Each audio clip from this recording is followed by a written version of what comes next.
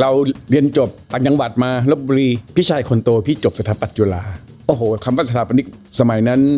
ฟังดูเท่ถ้าจะให้พูดแบบโบราณก็บุพเพสันนิวาสเข้ามาสถาปัตย์จุฬาคือเป็นรุ่นที่สนุกสนานกับการใช้ชีวิตมากกว่าสนุกสนานกับการเรียนก็ถูกหูถูกคอเป็นแก๊งใหญ่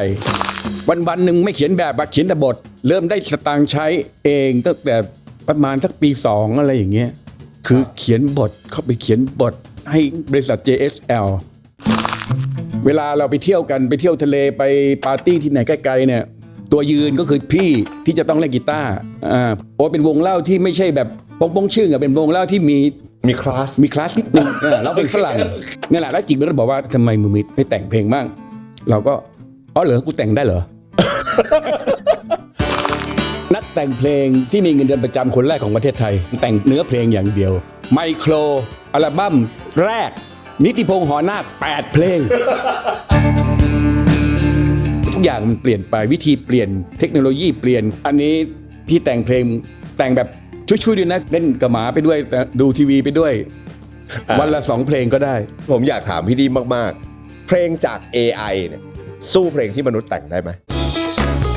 สวัสดีครับผมนิติพงษ์หอนาคนักแต่งเพลงครับแต่งมา40 ปีแล้วยังจะแต่งต่อไปอีกครับ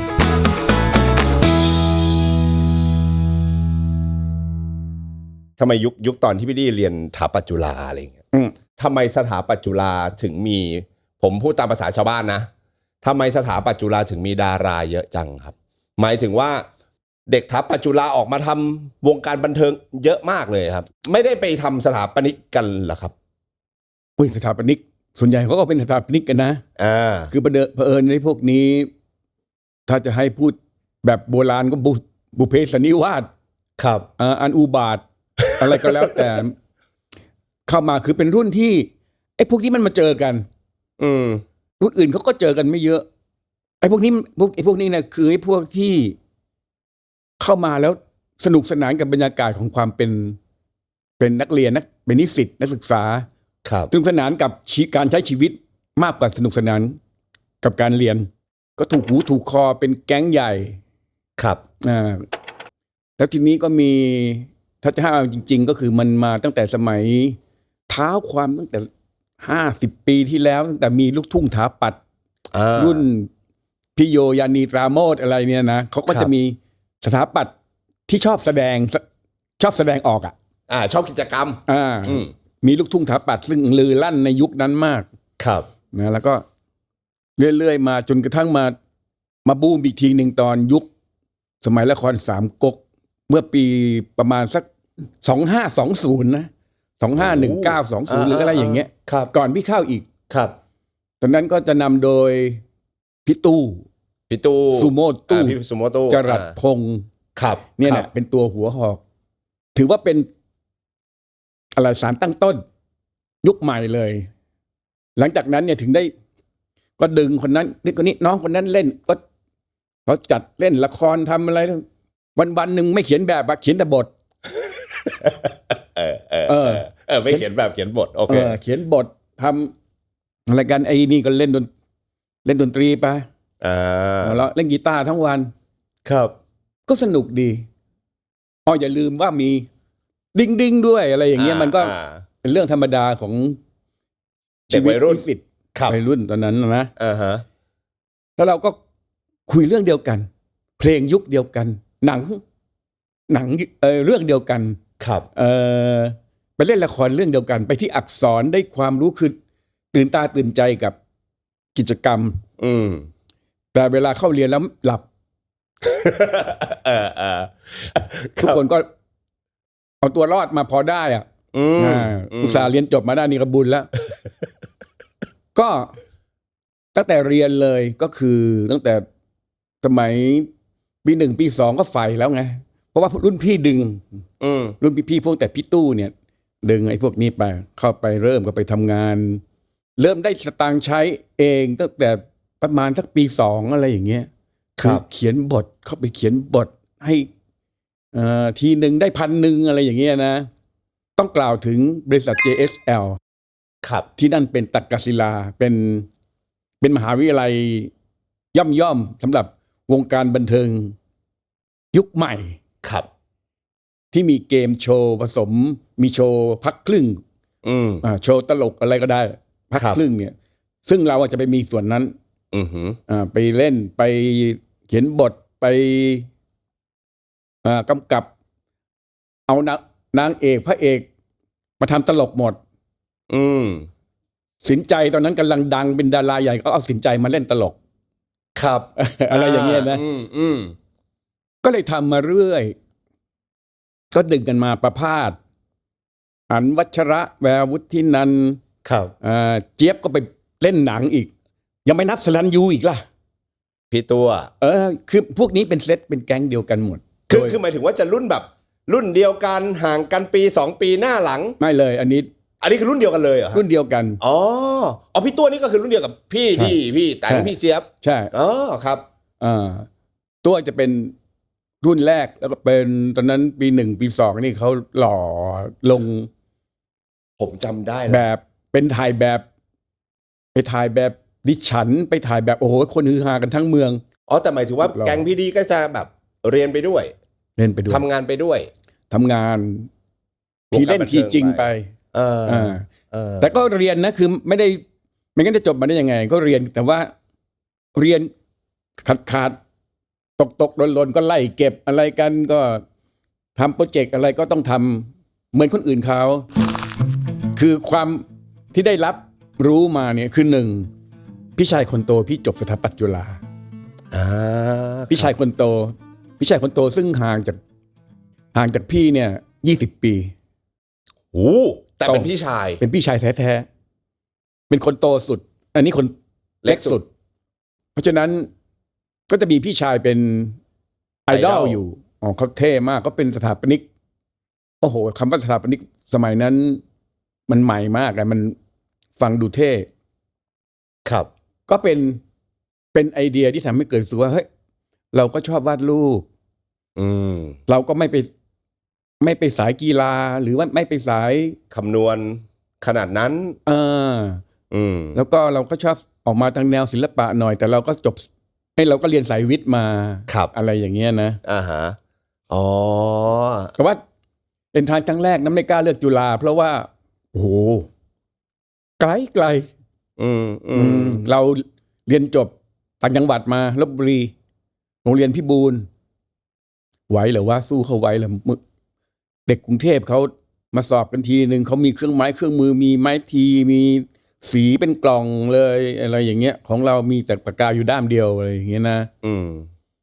เราก็ไม่มั่นใจแล้วก็สอบเราก็เลือกสถาปัตย์ลาดกระบังก่อนตอนนั้นในปีแรกคือคะแนนที่มันไล่กันมาเนี่ยคะแนนตอนนั้นเอนทรานซ์เขาจะนับว่าคุณได้คะแนนเท่าไหร่แล้วก็คุณเรียกอันดับที่เท่าไหร่ครับสถาปัตย์จุฬาจะมีคะแนนสูงถ้าในขบวนสถาปัตย์เนี่ยสถาปัตย์จุฬาจะคะแนนสูงครับอันดับ1อันดับ2มาเป็นศิลปากรอันดับ3มาถึงจะเป็นลาดกระบังตอนนั้นมีอยู่3ที่เลือกแต่ลาดกระบังแบบไม่กล้ามิกล้าก็เข้าไปเรียนที่ลาดกระบังปีหนึ่งแล้วก็เพิ่งรู้ว่าคะแนนที่เราเข้าไปในลาดกระบังได้เนี่ยคือได้คะแนนเป็นที่2เป็นที่2ของคนที่เข้าไปได้ในลาดกระบังระดับของลาดกระบังแล้วก็แบบโอ้เหรอเราก็นี่ใช้ได้เหมือนกันนี่ว่าก็เลยเรียนอยู่พักหนึ่งแต่ว่าโอ้โหมันตอนนั้นสมัยนั้นลาดกระบังนี่เป็นอะไรที่ใกล้กว่าพม่าหน่อยนึงในยุคนู้นในยุคนั้นต้องโอ้โหการเดินทางนี้ค่อนข้างลำบากต้องต่อรถไฟต้องต่ออะไรไม่มีรถยนต์บางทีรุ่นเคยนั่งรถรุ่นพี่บางครั้งต้องไปโบกรถรุ่นพี่ที่ปักที่แถวสี่แยกคลองตันโบกรถรุ่นพี่ก็บ่อยเหมือนกันเนี่ยถ้าเกิดขึ้นรถไฟไม่ทันนะแล้วให้ฟังเป็นภาพเฉยว่าการเดินทางไปลาดกระบังในยุคนั้นค่อนข้างจะหินแล้วก็สมัยนั้นทำสถาปัตย์ก็ต้องเคยเห็นว่าเด็กๆสถาปัตย์เนี่ยจะต้องมีเครื่องไม้เครื่องมืออะไรหอบฟางเส้นสุดท้ายของพี่คือทำโมเดลเป็นโปรเจกต์จัดสวนก็คือเป็นนะเคยเห็นกระบะโมเดลใช่ไหมแล้วก็จะมี คอนทัวร์มีอะไรมีสวนมีหญ้ามีต้นไม้อะไรตัดแต่ต้องขึ้นรถเมล์ขึ้นรถเมล์ รถเมล์ที่แน่นไม่มีที่นั่งลาดกระบังจากพระโขนงลาดกระบังครับแล้วก็ตึกตักต้นไม้หล่นไปแล้วต้นหนึ่งตึกไอ้นี่เอาศาลากูไปแล้วโอ้โหแม่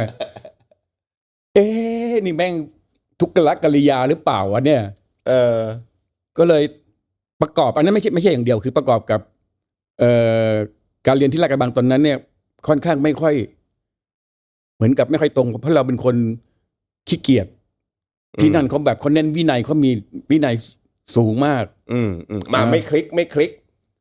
มันก็เลยแบบเครียดครับพอไปถึงก็เลยเอาไปถึงคณะได้ก็เอาไปตั้งกับพื้นแล้วก็เรียกเพื่อนมาดูมาดูกันมาดู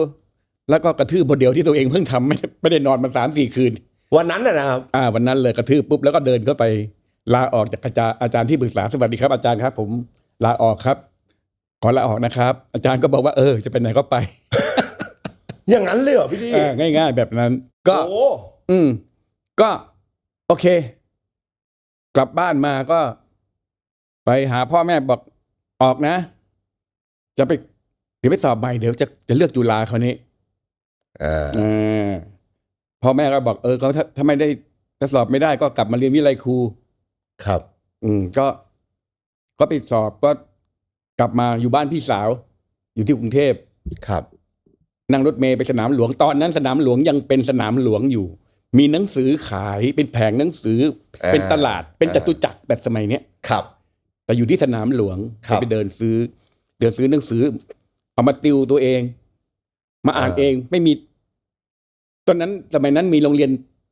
มีติวเตอร์แล้วเราก็ไม่มีตังค์หรอกครับก็อ่านหนังสือเปิดวิทยุฟังไปด้วยนะฟังเพลงไปอ่านหนังสือไป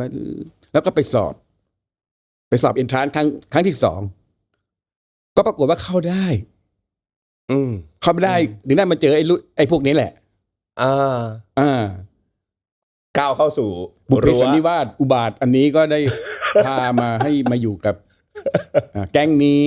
ได้เรียนที่นี่ฟังดูแล้วอะครับ ผมยังไม่เห็นวี่แววของนักแต่งเพลงในตำนานที่สร้างตำนานเลยอ่ะไม่ได้อยู่ในหัวเลยแต่ว่าโอเคชอบเล่นกีตาร์ที่พี่ดีเล่าให้ฟังเมื่อสักครู่ว่าจะเล่นกีตาร์อยู่ตลอดเวลาหัดกีตาร์มาซื้อกีตาร์ตัวแรกมา200 บาทครับสายแข็งโป๊กเลยจำได้ เล่นไปเล่นกับเพื่อนวัตถุประสงค์แรกเพราะว่าเพื่อนมันยุบบอกว่าเฮ้ยมันเล่นกีตาร์กันผู้หญิงชอบแล้วก็เหรอซึ่งก็ไม่เห็นมีใครมาชอบอะไรเพราะว่าถ้าเปรียบเทียบระหว่างการเล่นกีตาร์กับสภาพทรงของเราแล้วนี่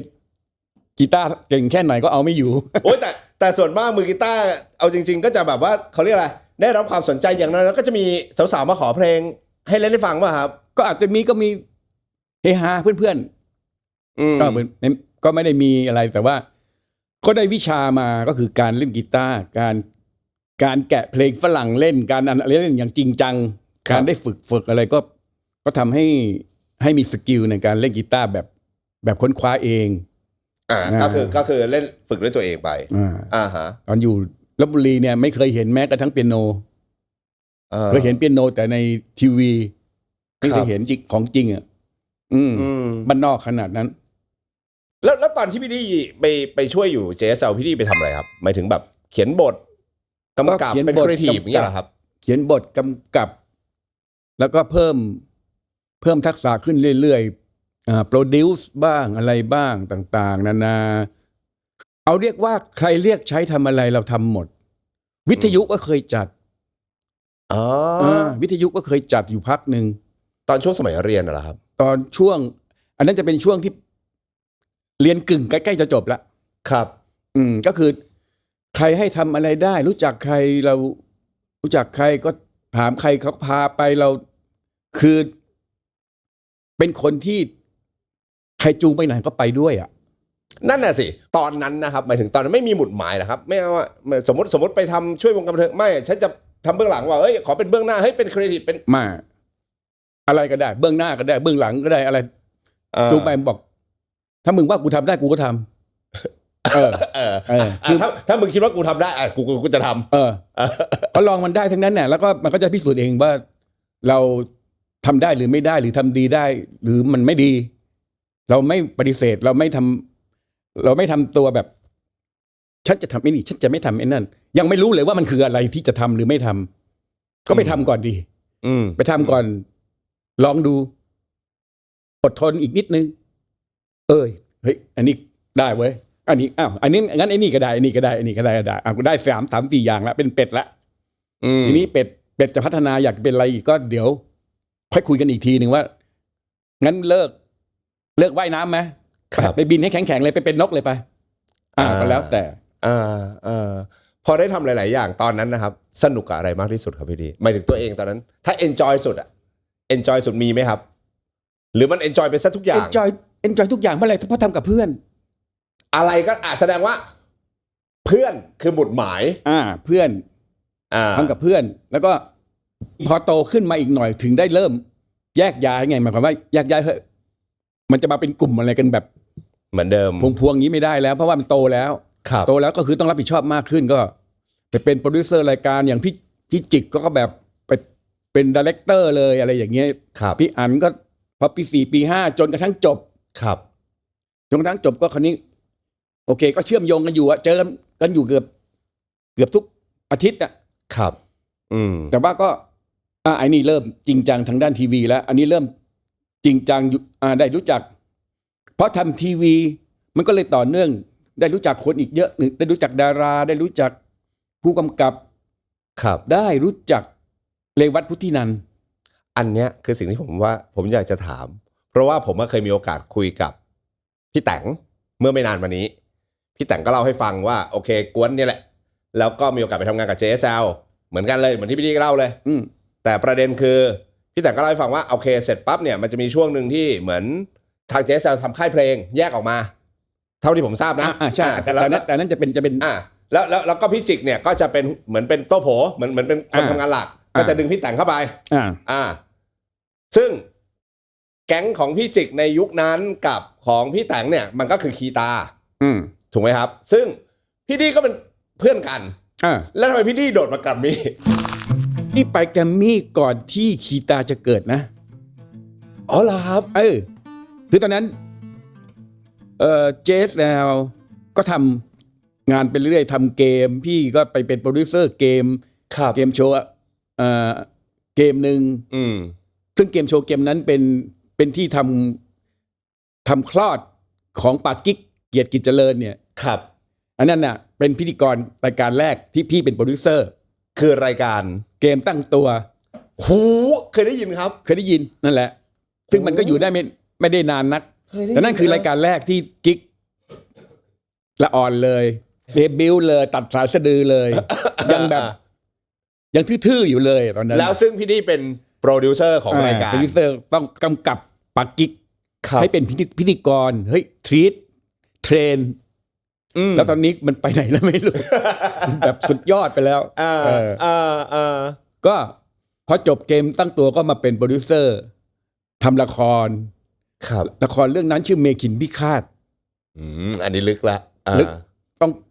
อาจจะมีร่องรอยอยู่ใน YouTube บ้างหรือเปล่าไม่รู้นะครับเมขินพิฆาตพระเอกชื่อพงษ์พัฒน์วชิรบรรจงพี่ออฟพงษ์พัฒน์นางเอกชื่อธัญญาโสพลก็เป็นคู่สามีภรรยาเลยตอนเขาจีบกันน่ะออฟยังมาปรึกษาพี่เลยว่าจะทำยังไงบ้าดีชอบซึ่งจากเรื่องนี้จากตอนเล่นเรื่องนี้ใช่แล้วนั่นคือแล้วออฟก็เป็นนักแสดงครั้งแรกในชีวิตด้วยจบพละจบพละศึกษามาแล้วมาเป็นพระเอกแสดงโอ้โหเป็นหินเลยแข็งมากแล้วก็แดงก็สวยมากก็นั่นแหละก็เล่นกันไปครับเราก็อยู่ในวงการที่ได้เห็นวันที่หลายๆคนนับหนึ่งครับจนถึงวันที่เป็นเซียนกันหมดแล้วอ่ะเป็นเลเจนด์กันหมดรู้สึกชีวิตนี้เราก็โชคดีเหมือนกันนะที่ได้ มีประสบการณ์ได้เห็นอยู่กับตรงเนี้ยแล้วก็เห็นจนวันหนึ่งที่เขาแบบอยู่ไกลมากแสดงว่าพี่ดี้เองเนี่ยก็เหมือนกับเป็นคนผมใช้ว่าอะไรสร้างตำนานในหลาย ๆ ด้านของเมืองไทยเยอะมากนะไม่ได้สร้างอะไรหรอกเขาทำของเขาเองเราอย่าไปเคลมเลยก็ไม่ได้โอเคไม่เคลมแบบมันก็ได้แต่เหมือนว่าเป็นคนที่มีส่วนร่วมของตำนานหลายๆท่านอยู่ในเหตุการณ์ดีกว่าอยู่ในเหตุการณ์ตอนนั้นเรารู้จักพี่เล็กบุษบาดาวเรืองในรายการยิ้มใส่ไข่รู้จักไหมรู้จักครับเคยดูครับพี่ก็จะไปเป็นตัวหนึ่งในได้ตังมาก็เอามาไปเที่ยวไปกินขนมอะไรก็แล้วแต่ก็จะสนิทกับพี่เล็กบุษบาดาวเรืองพี่เล็กก็ทำงานอยู่ที่พรีเมียร์มาร์เก็ตติ้งซึ่งพรีเมียร์มาร์เก็ตติ้งนั้นคุณไพบูลย์เป็นหัวหน้าเป็นคนดูแลอยู่มาวันหนึ่งคุณไพบูลย์มีไอเดียอยากทำเพลงทำธุรกิจเพลงรุ่นใหม่ที่ไม่เหมือนก่อนหน้านั้นก็มีไอเดียพี่เล็กเป็นรุ่นน้องที่ธรรมศาสตร์ของพี่เต๋อเรวัตพุทธินันท์ซึ่งตอนนั้นพี่เต๋อเรวัตพุทธินันท์เนี่ยก็เป็นนักดนตรีแล้วอยู่ Oriental Funk แล้วพี่เนี่ยรู้จักกับพี่เต๋ออีกทางหนึ่งตอนนั้นคุณไพบูลย์กับพี่เต๋อนี่ยังไม่รู้จักกันแต่พี่เนี่ยรู้จักพี่เต๋อแล้วคือมันวนกันอยู่แค่เนี้ยแล้วพี่ก็พวกพี่เวลาได้ตังอะไรจากเขียนบทเนี่ยก็จะไปที่โรงแรมมนเทียนใต้เมื่อก่อนเนี้ยนักดนตรีดังๆเนี่ยจะเล่นอยู่ใต้โรงแรมเป็นแบบหรูหราพอสมควรเนี่ยนะก็ไปนั่งฟังพี่เต๋อร้องเพลงคนเล่นกีตาร์ชื่ออัศนีโชติกุลนะคือตัวเจ็บทั้งนั้นแล้วก็พอเล่นเสร็จแล้วพี่เต๋อก็จะลงมานั่งคุยกับพวกเราเพราะคุ้นเคยกันก็เคยเชิญมาเล่นโชว์อะไรอย่างเงี้ยตึงตังในตอนทำทีวีก็คุยกันตอนนั้นยังคุยกันแบบพี่เต๋อก็คงหาทางต่อว่าอนาคตคืออะไรของแกด้วยนะก็แกบอกว่าจะชวนพวกเราทำรายการเด็กรายการทีวีพี่เต๋อนะครับกับช่อง3จำได้เลยทำรายการเด็กแล้วบอกดีพี่ดีแล้วยังไงคุยกันต่อนะครับแล้วก็โอเคคุยกันเรื่องมาเจออีกทีหนึ่งพี่เต๋อผ่านประพาสมามีหนังเรื่องหนึ่งของพี่เปียกโปสเตอร์คือวัยระเริงต้องการรุ่นใหม่หมดนักแสดงใหม่มีเพลงประกอบแบบใหม่เปียกโปสเตอร์ก็เลยติดต่อพี่เต๋อ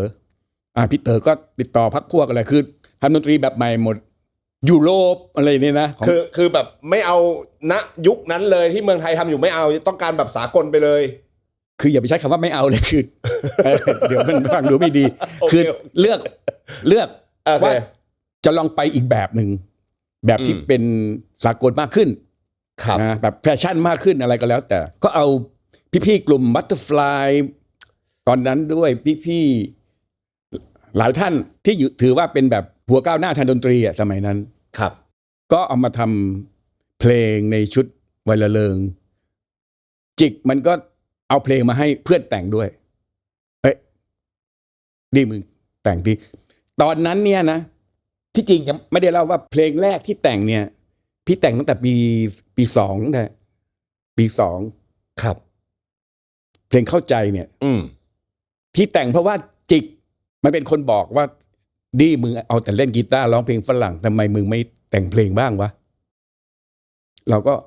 เหรอกูแต่งได้เหรอ หมายถึงว่าก่อนหน้านั้นพี่ดีก็ไม่เคยแต่งเพลงไม่เคยแต่งเล่นแต่กีตาร์ไปเรื่อยๆหรือแบบถ้าจะแต่งก็แต่งแบบไม่ได้แต่งจริงจังแต่งแบบแต่งร้องแล้วเรียนเพลงแปลงเพลงอะไรเล่นอะไรอย่างเงี้ยสนุกไม่ได้จริงจังอะไรแต่พี่จิกเนี่ยเขาแต่งเพลงมันตั้งแต่เขาอยู่มัธยมเพลงเฉลียง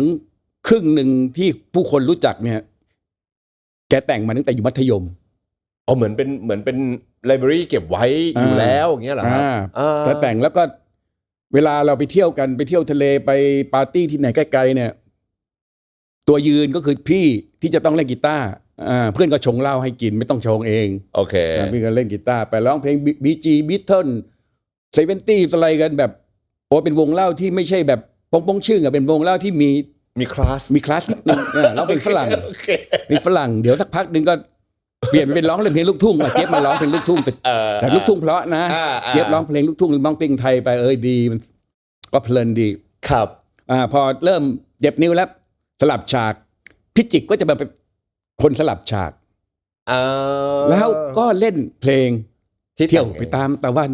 ถูกบันไปตามลมเพลงอะไรของมึงวะตึกลมหัวใจไอ้ตูดแช่น้ำแล้วอะไรของมึงวะเพลงอะไรของแล้วก็กล้วยน้ำว่าเวลาสุกความคืดตอนที่จิกมันเล่นเนี่ยเพลงมันดูสติลปิดมากเลย เพราะว่ามันง่ายเล่นกีตาร์ตัวเดียวแล้วง่ายๆไงแล้วก็ขำเพลงมันน่ารักดีมันก็จะเป็นแบบเนี้ยเป็นวนไปครั้งจะเป็นกี่ครั้งกี่10 ครั้งกี่ร้อยครั้งที่เราไปเที่ยวไปรอบกองไฟไปบ้านใครอะไรอย่างเงี้ยนี่แหละแล้วจิกมันก็บอกว่าก็เลยถึงมาทักไงว่าทำไมมึงไม่แต่งเพลงบ้างบอกเหรอเอาสิ เหมือนเป็น AI ตอนนั้นนะคือโอเคทำเลยเหมือนพี่จิกโยนพร้อมมาปึ้มป้อนพร้อมมาแต่งเพลงหน่อยอะไรก็เลยเอาสิแต่งเพลงแล้วก็เข้าใจฉันเข้าใจทุกอย่างขึ้นมาเฉยๆในโมเมนต์นั้นเลยในอาจจะไม่ใช่โมเมนต์นั้นแต่ว่าหลังจากนั้นอีกนิดหน่อยก็คือหมายถึงว่าตอนที่พอจะแต่งก็คือมันขึ้นมาแล้วมันฟึ่มขึ้นมาของมันเองแล้วก็เป็นคอร์ด D major 7ด้วยทำไมต้องเป็น D major 7ให้มันยากครับไม่รู้ว่ามันรู้สึกว่ามันมันไม่ใช่ C กันแล้วกันโอเคโอเค1ไม่ใช่ C พอเป็น D แล้วมี major 7หน่อยมันดูเท่มันเหมือนมีความรู้ชอบครับพี่ดิอันนี้ไม่เคยรู้ก็ทำออกมาไม่ได้คิดว่ามันจะเป็นอะไรแต่ไปแต่งมาปุ๊บมันไปพ้องก็ได้ไอเดียมาจากชีวิตเพื่อนที่เคยเล่าไปแล้วครับนะว่าชีวิตเพื่อนมันเป็นอย่างนี้นะรักตอนเป็นแฟนกันก็ทะเลาะกันพอเลิกกันแล้วกลับมาเป็นเพื่อนที่ดีต่อกันก็เข้าท่าดีก็แต่งแล้วก็เนี่ยก็ร้องมาตลอดครับร้องให้เพื่อนฟังเพราะว่าก็แต่งเองก็ต้องร้องเพราะมันคนอื่นมันร้องไม่ได้ครับก็ไม่ได้คิดว่ามันจะได้ออกอากาศอะไรทั้งสิ้นไม่ได้จะได้มาทำอะไรจนกระทั่งนี่แหละพอวัยละเลงปุ๊บก็ได้แต่งเพลงที่2คือเพลงดนตรีในดวงใจเพลงดนตรีในดวงใจเนี่ยมันก็โยนมาให้มันก็คงรู้ว่ามันแต่งได้ก็เพราะจิกมันก็แต่งหลายเพลงแล้วในนั้นก็เอาเพลงหนึ่งมาให้ไอ้ดีมันแต่งเราก็แต่งคือแววประกายอะไรก็ว่าไปนะถือว่าเป็นแบบการแต่งเพลงที่อินโนเซนต์และแบบยังละอ่อนมากกับการแต่งเพลงนะถือว่าก็เป็นเพลงที่2แล้วตอนที่แต่งเพลงของวัยระเริงครับเข้าใจปล่อยยังฮะยังเพราะฉะนั้นเพลงที่แต่งอันดับ2ก็ได้สู่สายตาประชาชนก่อนเพลงแรกที่ปล่อยพับลิกสู่สาธารณชนไปกับหนังคือวัยระเริงใช่ชื่อเพลงว่าอีกทีครับพี่ดิดนตรีในดวงใจดนตรีในดวงใจเพลงนี้จะเป็นเนื้อโดยพี่ดิเลยเพียวๆใช่แล้วเป็นเพลงแรกที่ปล่อยที่ออกสาธารณะแต่เข้าใจเนี่ยเป็นเพลงแรกแต่ตอนนั้นยังไม่ได้ถูกปล่อยยังไม่ได้ถูกปล่อยเพราะว่าวงเฉลียงมันเคยตั้งมาแล้วก่อนหน้านั้นครับก่อนหน้านั้นก็เป็นชื่ออัลบั้มปรากฏการณ์ฝนครับคือมันเวลามันจะไล่เรียกกันอยู่ก็เป็นอัลบั้มออกมาเพื่อให้เงียบหายไป พี่เจี๊ยบวัชระเคยเล่าให้ฟังเพื่อให้เงียบหายไปแล้วก็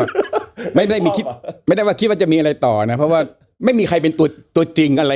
เฉลียงคือใครยังไม่มีใครรู้ว่าใครกันแน่ตอนนั้นพี่ก็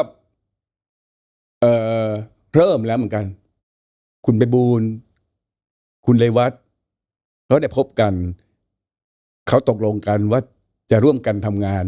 พบกันผมเคยมีโอกาสได้ฟังพี่เล็กบุษบาเล่าก็คือพบกันโดยพี่เล็กนี่แหละใช่เป็นคนประสานแล้วก็เริ่มทำงานก็เริ่มโอเคอาจจะมีอัลบั้มแรกๆที่แบบอัลบั้มมหาดุริยางค์ไทยอะไรทุกอย่างนะแล้วก็มีหมอพันธิวาอะไรซึ่งพี่เล็กเป็นคนแต่งเนื้อเพลงคือ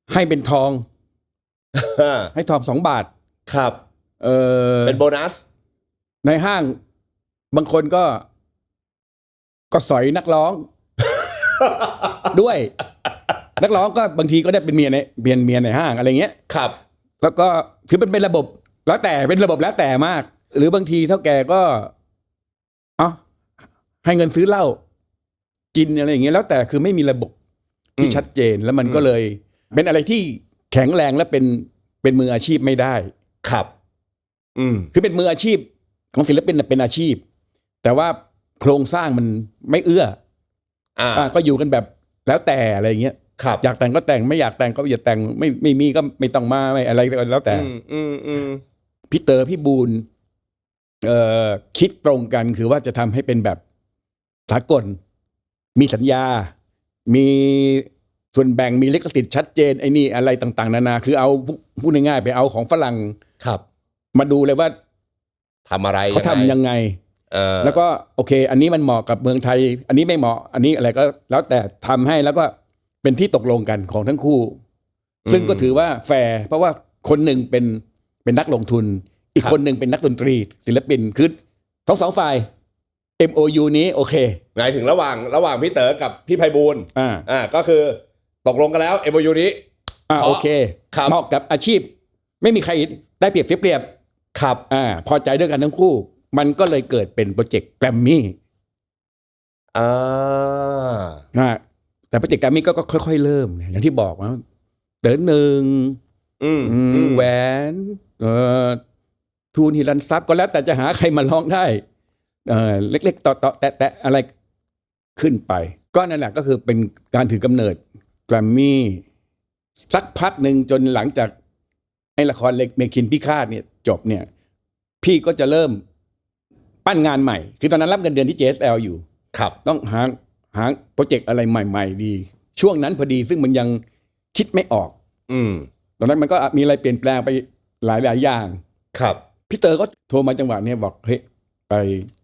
พี่เต๋อจะเป็นคนอธิบายยาวมากเป็นชั่วโมงเลยแล้วไอ้เราก็ฟังอย่างเดียวครับเฮ้ยที่อันนี้มันเป็นธุรกิจจริงได้นะเว้ยอันนี้แบบเผลอๆแม่งวงเงินนี่แม่งเป็น10 ล้านเลยนะนั่นคือแกคิดสุดแล้วนะครับตอนนั้นแกไม่ได้แกคงนึกไม่ถึงว่าจริงๆแล้วมันเป็นพันล้านและมันเป็นหมื่นล้านในปัจจุบัน ตอนนั้นคือแค่คิดแบบ10 ล้านนี่ก็ใหญ่แล้วนะครับในเรื่องของความเป็นธุรกิจไอ้เราก็ฟังไปดูพอแกถามว่าเอาเปล่าอะไรอย่างเงี้ยนะเราก็ไปพี่โอเคแค่นั้นแหละสั้นๆไม่ต้องผ่านล้อมอะไรพี่พูดอะไรยาวนักหนาไม่ต้องผมไปตั้งแต่คำแรกแล้วเดี๋ยวแต่พี่นี่เป็นโปรดิวเซอร์นะเป็นโปรดิวเซอร์มันก็ตำแหน่งดีมากแล้ว JSL ก็บริษัทใหญ่โตคือแข็งแรงมากนะครับแต่ว่าพอดีมันหมดงานไงงานเลเวลของเรามันก็ไม่ใช่เลเวลที่ทำเงินอะไรมากก็แบบยังหาอะไรไม่ได้แล้วก็พอตกลงไปวันนั้นตัดสินใจวันนั้นก็เดินไปหาพี่ต้นพี่หน่อยเลยก็เล่าให้ฟังว่าจะไปทำงานเพลงกับพี่เต๋อแกก็อนุโมทนาสาธุเพราะว่าแกก็รักกันกับพี่เต๋อก็แบบเฮ้ยเอาเลยดีเลยดีขอให้สำเร็จก็กราบลากันมาปุ๊บแล้วเราก็เข้ามาคุยกับคุณไพบูลย์จึงจำได้ว่าตอนนั้นแกรมมี่ยังอยู่ชั้น9ตึกอาคารวานิชยังเช่าตึกอยู่ฟลอร์เดียวอาคารวานิชไม่มีห้องผู้จัดการด้วยนั่งรวมกันไปคุยกับคุณไพบูลย์เนี่ยต้องไปคุยกันในห้องตัดต่อเดินเข้าไปหาพื้นที่ส่วนตัวหน่อยพี่บูลย์เลิกเฮ้ยมึงออกไปก่อนแล้วก็นั่งคุยธุรกิจกันครับคือไม่ใช่ธุรกิจเราคือพูดง่ายๆงี้นะทำไอ้นี่นะเงินเดือนเท่านี้นี่นะไอ้เราไม่เคยต่อรองใครแต่รู้สึกทำไมพยองขนาดนั้นก็ไม่รู้นะครับบอกเงินเดือน10,000แต่งเพลงให้เพลงละ 1,000 เงินเดือนต่างหากแล้วถ้าพี่ดีแต่งเพลงได้อีก 1,000 เพลงละ 1,000ครับเราก็บอกว่า ผมขอเป็น 20,000 แล้วเพลงละ 2,000 แล้ว อ๋อไอตัวเลขแรกนี่คือหมายถึงว่าคุณไพบูลย์เป็นคนออฟเฟอร์ก่อน แล้วเราก็บอก ไม่เอาด้วย แล้วเราบอกว่าขอเป็น 20,000 แล้วก็เพลงละ 2,000 แล้วกัน คือ ดับเบิลเลยนะครับ คือไม่ดับเบิลโดยที่ไม่รู้ว่าจะดับเบิลไปทำไม แต่ว่าก็ถือว่าเป็นราคาที่ค่อนข้างสูงในยุคนั้นนะไอเราก็แบบด้วยถือดีอะไรก็ไม่รู้ตอนนั้นก็ไม่รู้เหมือนกันแต่ว่าเหมือนจำมาจากในหนังมั้งคือมันต้องสมัครงานมันต้องต่อรองอะไรอย่างงี้มั้งแกก็ โอเคซึ่งอันนี้เคยเล่าให้แกฟังแล้วแกไม่ยอมรับ ป่านเนี้ยถ้าคุยเรื่องนี้อีกเนี่ยแกบอกไม่จริงอ่ะกูไม่เคย หมายถึงว่าไม่เคยยอมเร ไม่ ท เคยยอ นี้ มไม่มีทางมึงโกหกอะไรอย่างเงี้ยนะก็ตั้งแต่นั้นมาก็เลยเป็นนักแต่งเพลงที่มีเงินเดือนประจำคนแรกของประเทศไทย ใช้คำว่าพี่ดีเป็นนักแต่งเพลงตำแหน่งคือนักแต่งเพลง ตำแหน่งคือนักแต่งเพลงหนึ่ง นักแต่งเพลงหนึ่ง แล้วมีเงินเดือนประจำ มีเงินเดือนประจำ คนแรกของ เพื่อ เมืองไทย ให้ทำคือการแต่งเนื้อเพลงอย่างเดียว job description เนี่ยแต่งเพลงอย่างเดียว แล้วอย่างนี้ก็แสดงว่าพี่ดีก็ถือว่าเป็นนักแต่งเพลงคนแรกของ GMM Grammy ได้ไหมครับ ที่มีตำแหน่งเนี่ยเป็นพี่ เพราะจริงๆน่าจะเป็นพี่เต๋อแต่งมาก่อนอยู่แล้ว แต่นั้นเขาหน้าที่อื่นอยู่แล้ว ครับ ก็คือเป็นพนักงานประจำของ GMM Grammy ที่เป็นตำแหน่งนักแต่งเพลงคนแรกของ GMM Grammy ถูก สุดยอด เป็นคนที่หนึ่งแล้วหลังจากนั้นก็เป็นคนเดียวไปเปิดดูไมโครอัลบั้มแรก นิติพงษ์หอนาค8 เพลง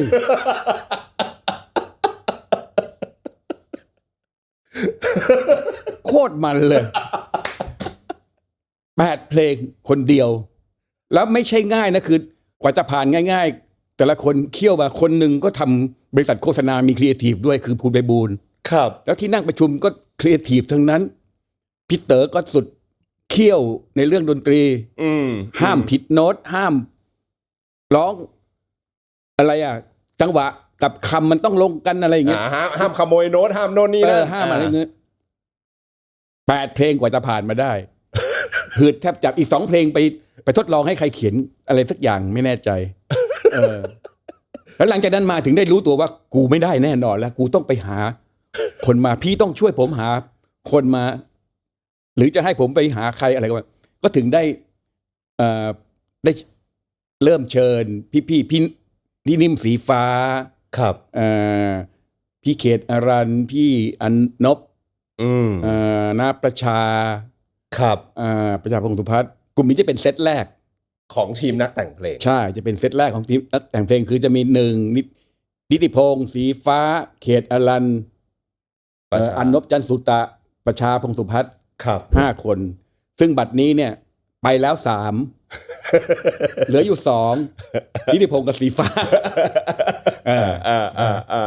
แล้วพี่ดีใช้ศาสตร์อะไรในการแต่งเพลงในสไตล์ตัวเองพี่ดีศึกษามันยังไงครับ มันมีครูพักรักจำที่เราไม่รู้ตัวเยอะ คือพี่นี่เป็นคนชอบอ่านหนังสือ เยอะ ครับ มันก็จะมีข้อมูลที่มันอยู่ใต้ต่อมอะไรสักอย่างหนึ่งในสมอง เหมือนกล่องดำของเครื่องบินเหมือนมันเก็บอะไรเอาไว้ก็ไม่รู้ ครับ และอีกอย่างคือเป็นคนที่ชอบร้องเพลงฝรั่ง แล้วรู้ความหมายของมันเราก็ได้คำเหล่านี้ได้สิ่งเหล่านี้มาผสมปนเปกันด้วยวิธีการเพราะฉะนั้นเวลาเราเขียนเนี่ยเราก็จะนึกไปโดยอัตโนมัติว่าเพลงมันควรมีเรื่องราวไม่ใช่แต่งเอาคำมาชนกันลอยๆเพราะคือพี่ก็จะเป็นคนที่เนื่องจากใช้คำภาษาเหล่านั้นไม่เป็นใช้ไม่เป็นใช้เป็นแต่คำที่แบบเหมือนคนพูดกันพูดกันตามบ้านหรืออธิบายกันไปไหนมากินข้าวมาแล้วเหรออะไรแบบเนี้ยครับเป็นแบบนี้คือจริงๆแล้วเป็นภาษาตลาดมากก็ทำเป็นได้แค่นั้นพอดีมันไปเข้ากับยุคพอดีของดนตรีรุ่นใหม่ของพี่เต๋อคือไม่ได้ต้องการภาษาพรรณนา เราก็เขียนไปทื่อๆดุยๆอย่างนั้นน่ะดุยๆไปบอกมาเลยว่าคิดยังไงจะอยู่หรือไปก็บอกมาอะไรอย่างเงี้ยซึ่งมันเป็นอะไรที่ง่ายมากหมายความว่าภาษาง่ายมากคือคนเก็ตได้เข้าใจง่ายได้แล้วก็รู้สึกว่าพอเข้าใจง่ายแล้วมันอินไปด้วยเหมือนเราดูหนังแล้วบทที่เขาเขียนที่เป็นธรรมชาติอันนั้นพี่จะใช้คำว่ามันเป็นธรรมชาติของคนอันนี้มาบรรยายทีหลังนะตอนนั้นคิดไม่เป็นหรอกตอนนั้นคือไปเป็นธรรมชาติไงว่าเฮ้ยเราอยากเขียนเอาเพลงทำนองมาแบบนี้เราอยากเขียนเรื่องแบบเนี้ยครับแล้วเราอยากพูดคำเนี้ยเราอยากตัดพ้อแบบเนี้ยมีความรู้สึกผิดหวังเราเคยอกหักมา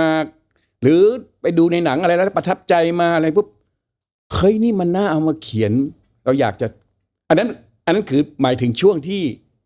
เริ่มต้นแบบว่ายังละอ่อนคือไม่มีทฤษฎีอะไรทั้งสิ้นไม่มีรู้ไม่ได้อะไร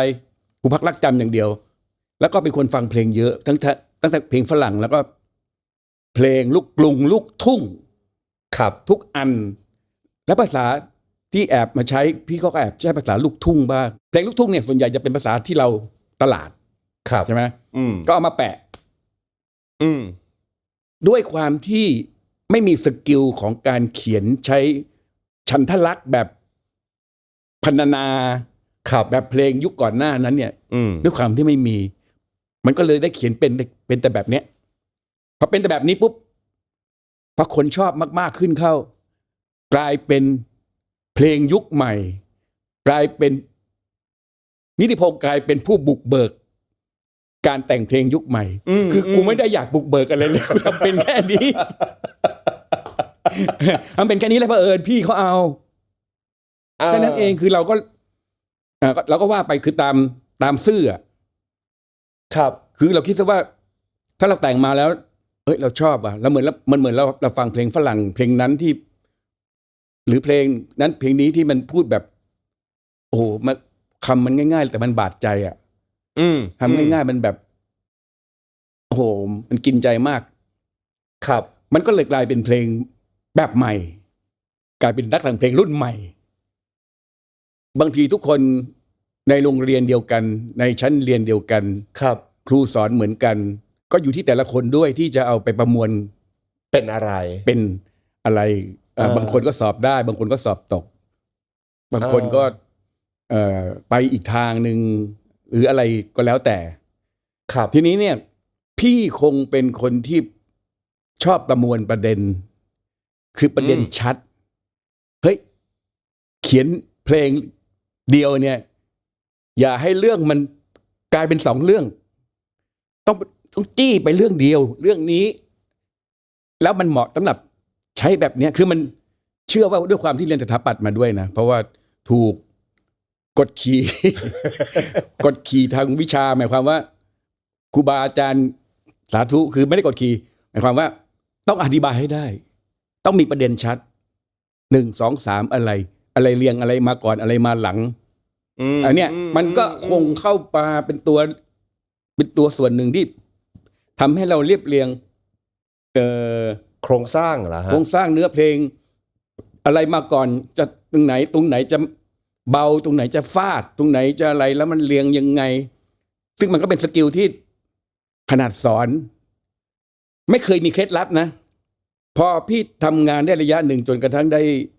พี่ๆกลุ่มหนึ่งกลุ่มแรกมาแล้วเนี่ยนะครับมันก็ยังไม่พอเพราะว่าขยายงานเยอะเหลือเกินแกมมี่ครับพี่ก็ต้องหาคนมาช่วยพี่ก็ต้องเปิดสาธารณะเลยถ้าเป็นวันนี้ก็คือเปิด Facebook หรืออะไรpublic เลยว่าต้องการคนมาช่วยแต่งเพลงแต่ตอนนั้นมันไม่มีพวกนั้นก็เลยแบบใช้ตามกันมาก็มีน้องเรียนสถาปัตย์คนหนึ่งเล่นกีตาร์เก่งๆชื่อแว่นจากกลาวุฒิมึงมาดิมึงมามึงก็อย่างน้อยดูท่าทางมันก็ติดดีมาดิมาสัมภาษณ์กันก็มากันหลายจำนวนหนึ่งพอได้ครบประมาณสัก 7-8 คนอะไรอย่างเงี้ยนะครับพี่ก็เริ่มสอนหมายถึงสอนเป็นคอร์สทุกวันเสาร์ครับ ทุกวันเสาร์คือทำงานธรรมดาแล้ววันศุกร์แล้ว วันเสาร์หรือวันอาทิตย์ ไม่แน่ใจว่าบางรุ่นเนี่ย2 วันเลยเพราะมันเยอะ หมายถึงสอนคนทั่วไปหรือสอนพนักงานในแกรมมี่ สอนให้พวกนี้สอนเฉพาะที่เรา โอเคที่เรียกมา ที่เราเรียกมา ช่วยงานเรียกมาทำงานด้วยกัน ดูหน่วยก้านสัมภาษณ์แล้ว ครับ ว่าสนใจอะไรเงี้ยมา แล้วก็สอนแบบไม่มีปิดบังอะไรเลยคือแล้วจะทำยังไงดีจะสอนมันยังไงดี ก็ต้องเขียนหลักสูตรว่าจะต้องเริ่มยังไงเนี่ยนะมีหลัก5 ข้อ1 2 3 4 5ข้อที่1คือใครเป็นนักร้องให้ไปวิเคราะห์ข้อที่2คือพอนักร้องได้มาแล้วเนี่ยฝ่ายทำนองเขาแต่งทำนองมาเนี่ยฟังทำนองให้ขึ้นใจว่าทำนองมันเป็นอารมณ์อะไรโอเคเพราะถ้าไม่ตั้งอารมณ์แล้วเดี๋ยวมันเขียนไปเล่อยเปื่อยไม่รู้จักเศร้าไม่รู้จักเหงาทำนองมันตีความได้สนุกอะไรถ้าเพลงสนุกแล้วมาเขียนเป็นเศร้าก็เฟลนะข้อ2คือทำนองครับข้อ3คือไปนึกเรื่องมาว่าจะเขียนเรื่องอะไรให้มันเข้ากับอารมณ์ทำนองนั้นไปนึกเรื่องประมาณวางโครงมาข้อ4เขียนในที่มึงคิดคอนเซปต์ไว้ข้อ3เขียนออกมาให้รู้เรื่องไม่ใช่คิดไปแล้วเขียนไปอีกแบบนึงแล้วก็ข้อ5คือเทคนิคคือใช้โน้ตสูงต่ำดำขาวยาวสั้นพวกนี้ตรงไหมแล้วก็ได้อารมณ์ไหมแล้วก็ข้อ5นี่หนักสุดคือต้องให้เกิดความประทับใจด้วยซึ่งเป็นนามธรรมมากพี่ใช้5 ข้อนี้แล้วก็สอนอย่างสนุกมากก็คือว่าใครเขียนเพลงนี้มาประกวดกันขึ้นกระดานแล้วก็ให้ทุกคนวิจารณ์ตาม5 ข้อนี้นะอย่าไปเบี้ยวเขาถูกเขาผิดอะไรข้อไหนบ้างเอา5 ข้อเนี้ยเป็นบรรทัดฐานไว้เป็นสะพานคือพี่ใช้คำว่าคนจะเริ่มทำงานศิลปะหรือแต่งเพลงเนี่ยเหมือนกับเราเดินข้ามคลองและมีสะพานไม้ให้แผ่นเดียวทำยังไงถึงจะเดินไปโดยที่ไม่ตกตอนแรกต้องมีหลักให้ก่อนให้จับมันถึงจะเดินได้ข้ามฝั่งได้แต่ถามว่าท่าสวยไหมท่าไม่สวยหรอกมันก็จะเป็นเก๊ๆกังๆหน่อยแต่ไม่ตกน้ำข้ามไปได้แต่ไม่ตกน้ำนั่นก็คือแค่เป็นคนธรรมดาแต่เมื่อคุณฝึกจับหลักนี่บ่อยๆนะพอได้ที่แล้วพี่จะสอนให้ถอดหลักทิ้งให้หมดอย่าเอาหลักมาพูดซึ่งอันนั้นจะเป็นหลังพี่สอนเป็นปีทุกวันเสาร์เนี่ยให้กับทีมของตัวเองแถมยังต้องเลี้ยงข้าวมันด้วยค่าเทอมก็ไม่ได้ด้วยไม่ได้แต่ต้องเลี้ยงข้าวด้วยสอนประมาณปีถึง2 ปีทุกวันเสาร์หรือวันอาทิตย์อะไรเนี่ยจำไม่ได้หรือสลับกันพี่ก็จะได้เนี่ยจักราวุธอะไรสุรักษ์สุขเสวีกับอีก3-4 คนรัชยาพรหมสถิตและนี่อีกหลายเจนคือหลังจากรุ่นนี้มันจะมีอีกหลายเจนด้วยที่พี่สอนพอนอกจากทีมนี้แล้วยังมีทีมอีกเยอะเลยที่กำลังจะเข้ามาทำการแกรมมี่เป็นโปรดิวเซอร์เขาก็ต้องการทีมทำเนื้อเพลงเหมือนกันพี่ก็ต้องเปิดคลาสแบบนี้สุดยอดพี่ดิบอกกล้าพูดได้เลยว่านี่คือครูเพลงตัวจริงคนแรกไม่ครูเพลงที่สอนการแต่งเพลงนะครับครูเพลงสมัยก่อนคือครูที่สอนให้นักร้องเพลงตามที่ท่านแต่งครับแต่เขาก็นับถือกันเรียกว่าครูเพลงครับแต่ไม่ใช่ครูสอนแต่งเพลงนะแต่อันเนี้ยคือครูสอนแต่งเพลงที่ไม่เคยมีใครเขียนหลักสูตรจากไหนมาก่อนเลยไม่ต้องเขียนหลักสูตรเองเพราะไม่รู้จะสอนยังไงแคร็กตัวเองออกมาปุ๊บเอาเนี่ย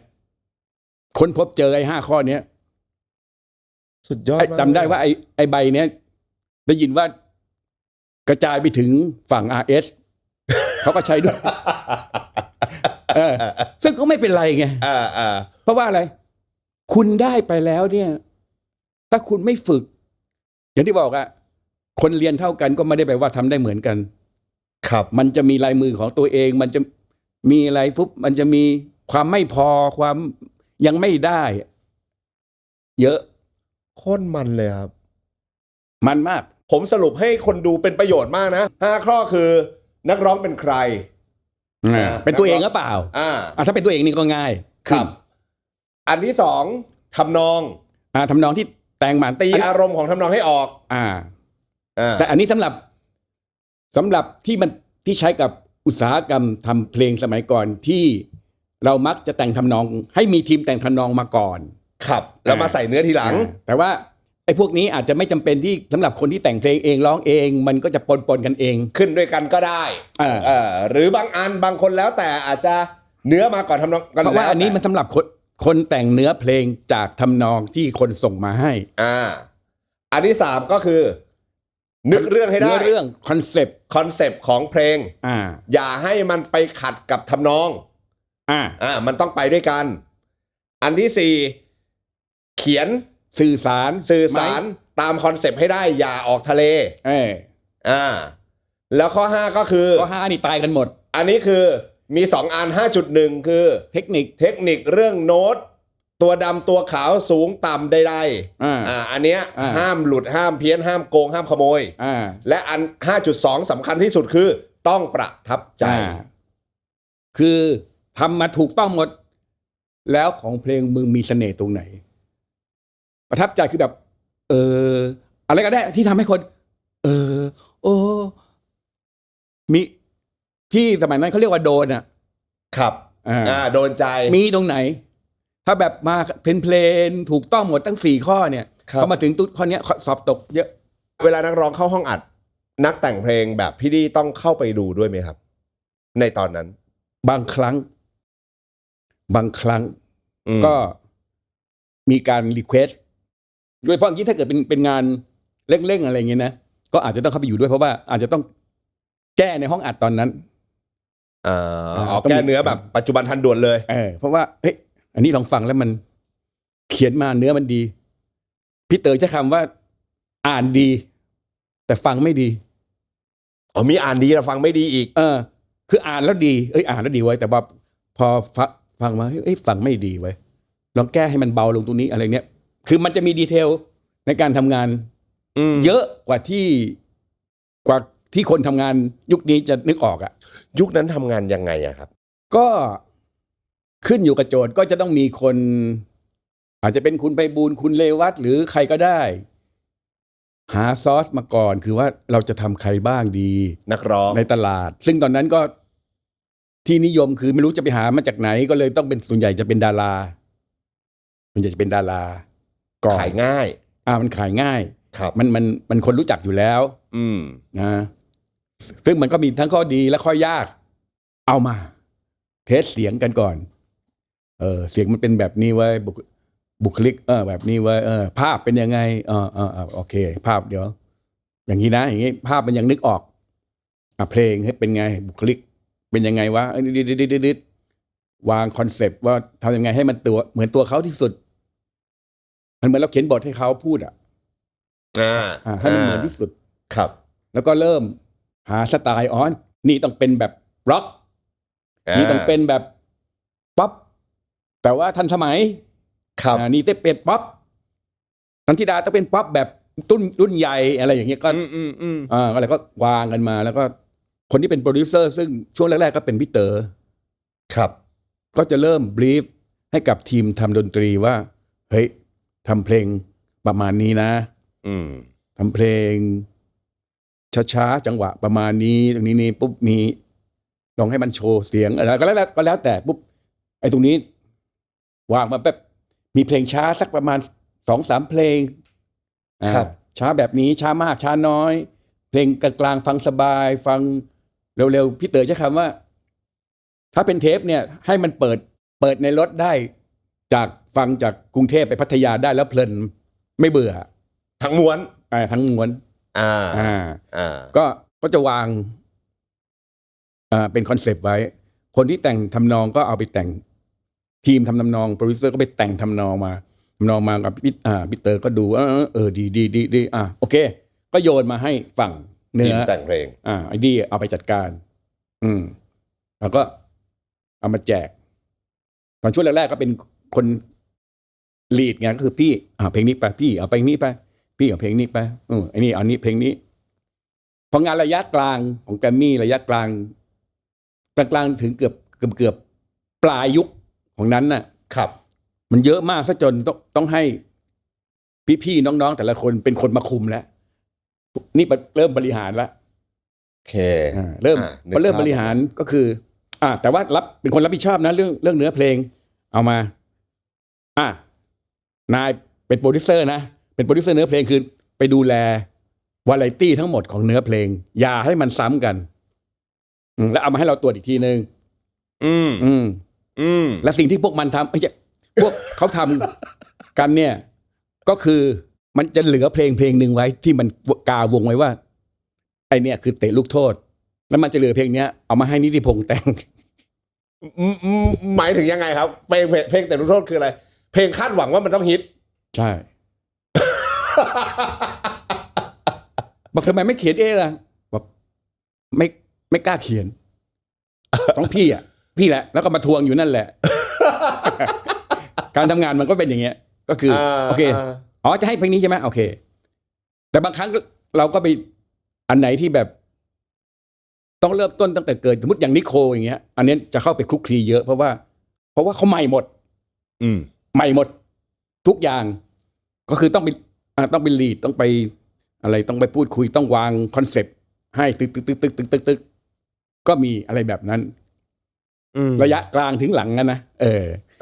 ระยะต้นเนี่ยก็จะเป็นคือการผจญภัยมันก็จะมีเป็นเอพิโซดของมันพี่ดีเริ่มจากการเป็นนักแต่งเพลงจนขึ้นไประดับเป็นรองประธานบริหารอะไรอย่างเงี้ยแบบเลยอยากรู้ว่ามันหมายถึงว่าวิธีการก้าวขึ้นไปทีละสเต็ปมันเดินทางยังไงคือมันมีงานเยอะขึ้นแล้วก็เราต้องคุมมากขึ้นพอมันกว้างขึ้นคือต้องคุมควอลิตี้คือต้องไปพี่เต๋อไม่เป็นประธานแล้วเพราะนั้นโอเคแต่ว่าทุกอย่างก็ยังต้องผ่านหูผ่านตาหมดนะแต่ว่ามันเกินที่จะมาลงดีเทลได้แล้วโอเปเรตเองไม่ไหวแล้วเพราะว่ามันเยอะเหลือเกินแต่ว่าเป็นคนแอปพรูฟตลอดแล้วก็มาดูของรวมพอออกมาแล้วปุ๊บมันมีลูกเกดที่อย่างว่าอยู่บนเค้กมันมีอะไรมียังมันน่าจะได้เลยเว้ยโอเคส่งแอปพรูฟกันแล้วส่งต่อไปแผนกโปรโมชั่นทำภาพทำอะไรกันไปอะไรแบบนั้น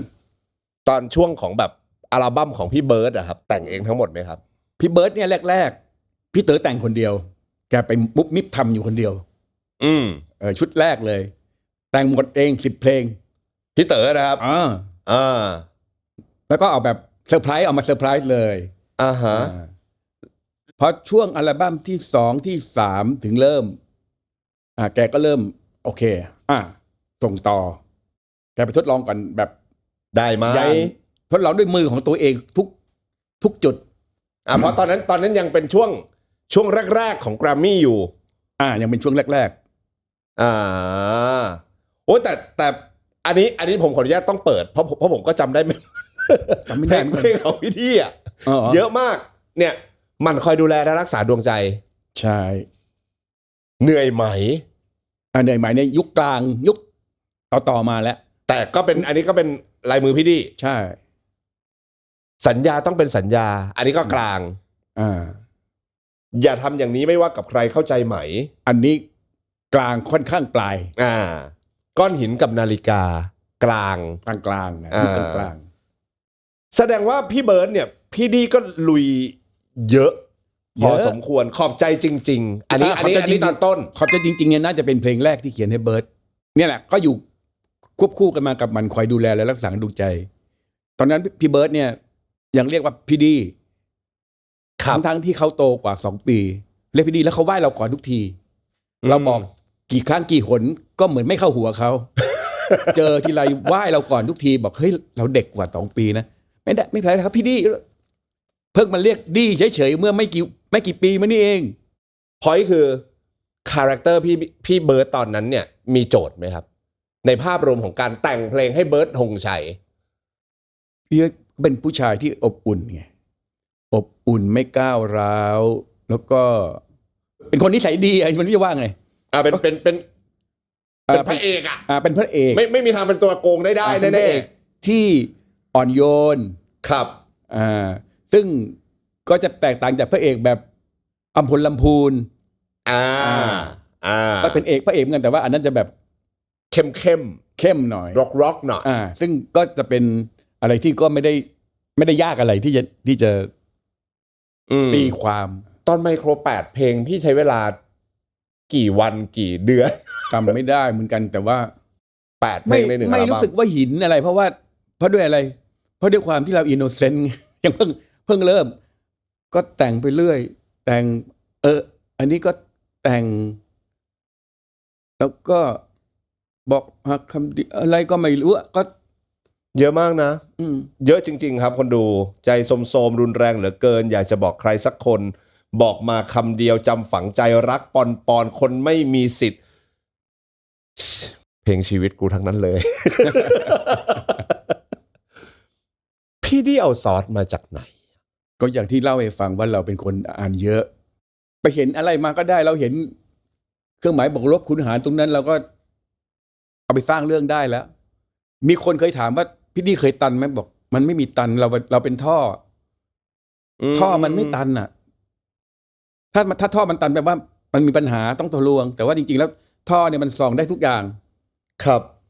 มันผ่านมันต้องมีเข้ามีออกแล้วก็มีออกเหมือนกันเราก็เหมือนคอมพิวเตอร์ถ้าไม่มีอินพุตมันก็ไม่มีเอาต์พุตถ้าเราไม่ป้อนพร้อม AI มันก็เอาออกมาไม่ได้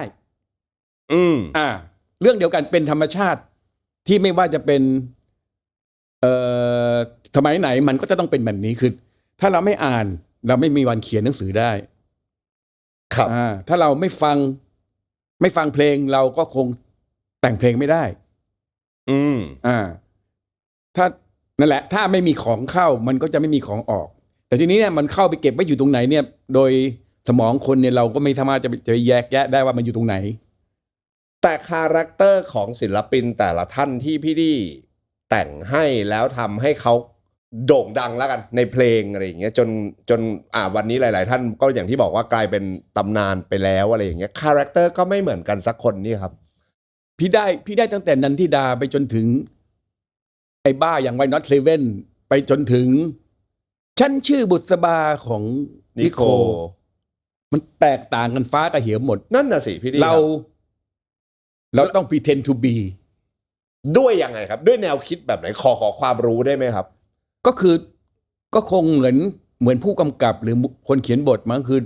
คาแรคเตอร์ของแต่ละคนน้องคนนี้เขาเป็นยังไงมันจะพูดคำว่าอะไรคนนี้เดี๋ยวเดินเข้ามามันจะพูดคำว่าอะไรก่อนคือมันเป็นจิตวิทยาปนด้วยนิดนึงคนเนี้ยเดี๋ยวเดาเดี๋ยวมันเดินเข้ามาปุ๊บมันจะพูดคำว่าอะไรก่อนเดี๋ยวมันเดินเข้ามามันจะหยิบอะไรก่อนเราพยายามเดาผิดบ้างถูกบ้างแต่ว่ามันจะใกล้เคียงว่าโอเคคนไทป์นี้คนประเภทแบบนี้คนอย่างนันทิดาคนอย่างไวน็อตเซเว่นหรือวงฟลายหรือผู้ชายผู้หญิงเด็กโตเขาจะพูดอะไรเขาจะคิดแบบไหนวิธีพูดของนันทิดามันจะเป็นยังไงเพราะเราก็รู้จักเขาต้องร้องเพลงแบบนี้ถ้าเป็นนิโคลไปร้องเพลงนันทิดามันก็ไม่น่าเชื่อไงเพราะว่ามันอยู่คนละหมวดกันซึ่งอันนี้ตั้งหลักคิดให้ดีๆมันก็ไม่ได้ยากอะไรมันจะมียากอยู่บางครั้งเวลามันก็มีนักร้องจำนวนหนึ่งเหมือนกันที่ทำงานเนี่ยที่เราทำงานแล้วมันก็ไม่ได้สำเร็จเท่าที่ควรมันก็มีมันก็มีเพลงหลายเพลงที่มันไม่มีอะไรเลยมันก็มีอยู่ในนั้นมันไม่ใช่ไม่มีอยากรู้ว่ายุคนั้นน่ะพี่นี่แต่งเพลงขึ้นมาปั้งช่วงพีคช่วงฟอร์มสดเลยนะรู้เลยไหมครับแต่งขึ้นมาฮิตว่ะรู้เดาถูกว่าโดนแน่ยิ่งพอช่วงสับขาหลอกเป็นแล้วอ่ะช่วงแบบเก่าแล้วอ่ะครับจะแบบเล่นไปเรื่อยคือไม่ใช่แต่งเพลงแล้วเป็นการเล่นกับตัวเองมั่งเล่นกับนักร้องมั่ง เล่นกับตัวเองก็เช่น เพลงอย่างของตองพัครมาเนี่ยไอ้กินข้าวหรือยังเนี่ยทานข้าวมาหรือยัง หิวไหมคนบ้าเลยวะที่มันจะขึ้นคำว่าหิวไหม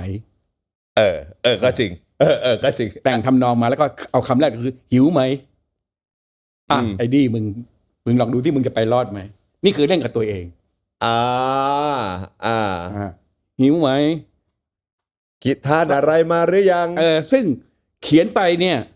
ยังไม่รู้อนาคตเลยนะแต่เพลงนี้พอฟังเนื้อดีๆเหมือนไปเรื่อยๆเหมือนกันนะครับ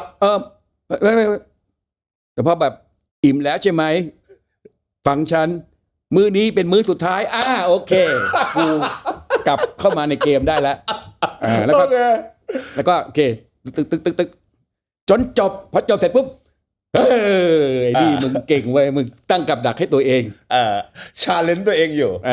นั่นแบบชาเลนจ์ตัวเองแล้วเล่นกับนักร้องเล่นกับนักร้องก็มีอย่างเช่นป๋าอัศนีครับส่งเพลงมาให้เพลงหนึ่งนี่แหละเธอปันใจนะเราก็ขึ้นมาเลยนักร้องจิกโกเท่มากนักใช่ไหมเอาไปเลยคำโบราณหัวใจสลายคือมันเป็นคำที่ไม่ควรจะออกมาจากปากพี่ปอมพี่โตปากจิกโกเนี่ยเราก็เขียนว่าหัวใจสลายเมื่อเธอเดินไปกับเขาอะไรว่าไปแต่เอาหัวใจสลายต้องขึ้นอันแรกส่งไปให้แกรีบโทรกลับมาเลยเอาจริงเหรอหัวใจสลายเลยเหรอเพราะตอนนั้นมันมีเพลงของ Hot Pepper Singer คือเป็นรุ่นอีกยุคนึงโอเคเป็นอีกยุคนึงครับหัวใจสลายมันฟังดูเหมือนเป็นเพลงยุคเก่าอะไรอย่างเงี้ยนะครับเอาเลยเหรอจะให้เราร้องเลยเหรอเราก็บอกไม่ร้องก็ไม่ดังนะเราก็แบบขู่กันหน้าดูแกก็เลยยอมแล้วก็ร้องมาให้ฟังหัวใจสลายเป็นไงเราก็ร้องได้นี่เป็นหัวใจสลายที่ฟังดูโคตรจิโก้เลยก็ร้องได้นี่กับอีกคนนึงน้ำชาครับอันนี้รุ่นหลังท้ายๆหน่อยคือด้วยความที่แก่เก่าแล้วแบบอยากเล่นสนุกเพราะมันแต่งไปเรื่อยๆไม่มีอะไรทำมันไม่มีอะไรเล่นมันไม่หนุกจะเล่นมันสักหน่อยว่าคาแรคเตอร์อะไรคือนี่คือทิ้งหักหลักที่ตัวเองสอนหมดเลยนะเพลงของน้ำชานะฮะคือหักหลักหมดคือก็เพราะว่าแกล้งไงก็แกล้งโอ้คาแรคเตอร์เด็กรุ่นใหม่หน้าตามันไบรท์มากมันเป็นรุ่นใหม่มากเรียนการศึกษาดีอะไรต่างๆนานาอยากกันนั้นเลยให้พูดคำว่ารักเอ่ย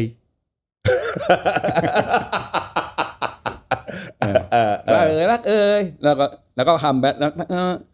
ล้วก็พยายามด้วยความเก่าของเราเราก็พยายามดัดให้มันเข้าเรื่องคือนี่ผมไม่เคยเขียนเพลงเรื่อยเปื่อยนะคือทิ้งอะไรไว้ต้องขมวดเอามาให้จบให้ได้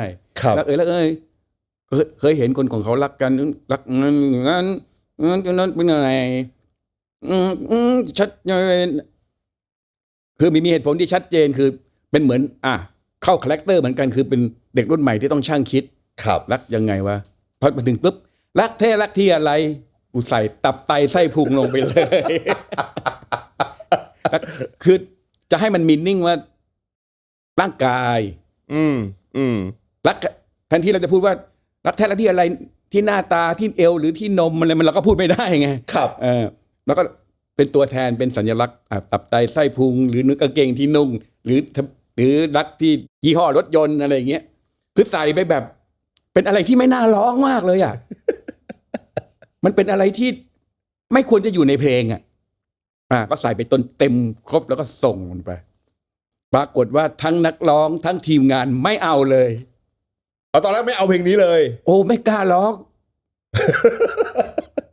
ไม่กล้าร้องแล้วพี่ก็บอกว่าไม่ร้องก็ไม่มีเพลงดังนะมุกเดียวมุกเดิม มุกเดียวกับพี่ป้อมไมโครเบิร์ดธงชัยพี่กบทรงสิทธิ์อันนี้ผมไม่นับเพลงของเฉลียงของพี่ดีเองนะอัศนีวสันต์นูโวพี่ตั้มสมประสงค์แล้วคือแต่ละเพลงนี้คือจะบอกว่าเพลงเอลิสทั้งนั้นเลยนะ ที่แบบทุกวันนี้ยังทำงานอยู่เลยนะคุณธนินนะพี่เอกธเนศ คุณนิน คุณธนินอีกหน่อยเธอคงเข้าใจทำใจลำบากเพลงฮิตทั้งนั้นเลย Why Not Seven ทิ้งรักลงแม่น้ำบิลลี่โอแกนพี่อ้องสุรศรีอัลบั้มเดี่ยวพี่หนุ่ยพี่เจเจตรินกัมปนีกลับคำเสียอันนี้ก็ไม่ดีเหรอครับจริงเหรอใช่ไม่รู้อันนี้ไม่รู้เพราะเข้าใจว่ากัมปนีมันคืออเวนเจอร์อ่ะผมเลยนึกว่าพี่เขาทำพี่แต่งเพลงนี้คือพี่สามคนเนี้ยก็คือทีมที่ทำงานอยู่กับพี่กับพี่เต๋อครับพี่ชายกับพี่จอร์จก็เป็นฝ่ายทำดนตรีครับพี่ป๋องเนี่ยเป็นคนเขียนเนื้อเพลงทีมพี่พี่ป๋องนี่เขียนเพลงคู่กัดครับเนี่ยนะแต่แกจะชำนาญทางพวกอะไรที่สนุกสนานมากกว่าทีนี้พอมันมีเพลงที่จะต้องให้มีกินใจบ้างก็ส่งลูกโทษมาให้พี่เตะเอาเพลงนี้มาแล้วให้พี่จอร์จร้องที่สนุกคือพี่จอร์จไม่เคยร้องเพลงไทยครับพี่จอร์จร้องแต่เพลงฝรั่งร้องบีทเทิลส์ร้องอะไรมาตลอดพอเจอเนื้อไทยเข้าแกไปไม่เป็นพี่ช่วยเราด้วย พี่เลยต้องเป็นคนเข้าไปร้องไกด์ให้กลับคำเสียเนี่ยเขาไปร้องไกด์ให้ว่าตรงนี้นะก็ร้องให้เป็นไกด์แกแล้วแกก็ร้องออกมาตามนี้หุยผมเพิ่งรู้เป็นเพลงรักมากเต็มวุฒิสิทธิ์ครับคริสติน่าอากิล่าพี่นิโคกอล์ฟไมค์ด้วยเหรอฮะพี่ดีกอล์ฟไมค์เนี่ยนะก็ช่วงหลังๆก็มี เขาขอข้ามฟากมาโอ้ยแล้วเอลิสด้วยนะที่ปรึกษาก็เตะลูกโทษอีกแล้วก็ไม่รู้ประมาณไหนส่งมากันแล้วส่งมาแล้วกัน ก็ส่งมาแล้วกันกึ่งยิงกึ่งผ่านอะไรมาก็ว่ามาแล้วก็มีพี่แหวนอันนี้พี่แหวนก็รุ่นแรกๆนะครับแล้วก็อีกเยอะมากมันเคยมีช่วงเวลาของการเฟลไหมครับในฐานะนักแต่งเพลงและทีมของ GMM Grammy ส่วนตัวพี่ไม่เคยเฟลไม่เคยรู้สึกเฟลแพ้ก็มีครับเตะลูกโทษไม่เข้าก็มีเยอะแยะไปในจำนวนนั้นนะเพียงแต่ว่าที่เห็นเพลงดังมันเยอะเนี่ยก็เพราะว่าเขาชงมาสวยเขาชงมาให้เองให้คนอื่นแต่งก็อาจจะดังเหมือนกันก็ได้หรือเปล่าไม่รู้ครับแต่เพลงอื่นๆก็มีเยอะแยะที่ต้องเขียนเพื่อให้ปิดโปรเจกต์ให้มันครบบางทีก็เป็นเพลงสิ่งแวดล้อมอะไรคือเป็นหรือเป็นเพลงที่เพลงนี้ดีพี่ชอบแต่ว่ารู้ตั้งแต่แรกแล้วว่ามันคงเป็นความติดส่วนตัวเป็นความแบบอยากเขียนอยากเล่าเรื่องครับอย่างเพลงของแอมเนี่ยเพลงตุ๊กตาเพื่อนเก่าเนี่ยซึ่งก็ไม่ได้ดังอะไรมากมายแต่แอมมันชอบเพลงนี้มากมันรักเพลงนี้มากก็คือมันเป็นอะไรที่ไม่ค่อยแมสไม่ค่อยแมสนักแต่ว่าเราอยากแต่งแบบนี้บ้างครับเราอยากฟังบ้างแบบนี้บ้างอะไรอย่างเงี้ยก็โอเคก็ไม่ได้เฟลอะไรไม่ได้รู้สึกเฟลอะไรคือพอเราทำไปแล้วเรารู้สึกว่ามันก็โอเคแต่ว่ามันไม่ได้ดังมากดังอะไรเท่าไหร่เราก็ไม่รู้สึกเฟลเลยเพราะว่าเรายังชอบมันอยู่มีบางเพลงซะอีกที่แบบดังแล้วพอเราแก่ขึ้นแล้วเราฟังแล้วเรารู้สึกเขินๆเว้ยไอ้นั่นมันตอนนั้นแต่งได้ยังไงจื๋มีถ้ามีแบบนั้นแต่โมเมนต์เฟลเนี่ยไม่ได้รู้สึกว่าชีวิตการทำงานในการเป็นนักแต่งเพลงตอนนั้นมันเฟลไม่มีพอจะคาดเดาได้อยู่แล้วยกเว้นจนถึงเวลาที่มันเปลี่ยนยุคครับพอเปลี่ยนยุคก็คือเปลี่ยนยุคไม่ใช่เฟลก็คือเปลี่ยนยุคหมายความว่า